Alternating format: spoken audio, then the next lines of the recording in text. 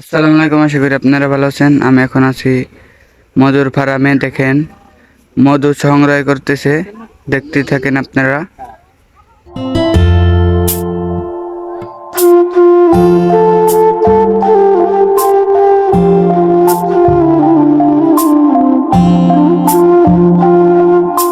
আপনারা দেখেন এই মেশিন দিয়ে মধু সংগ্রহ করে।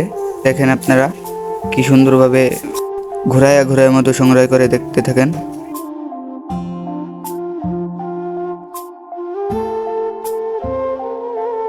কাকা, কয়দিন পর পর এই মধুর বাঙ্গাইন? 7 দিন পর পর। 7 দিন পর পর।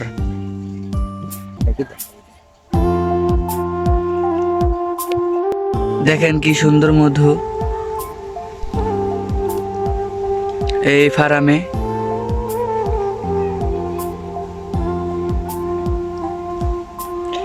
এটা হলো মেশিন, এই মেশিন দিয়ে এই মধুটা সংগ্রহ করে।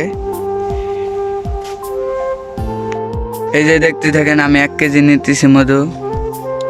এই যে এটা হলো মিটার, এখন মাপবে।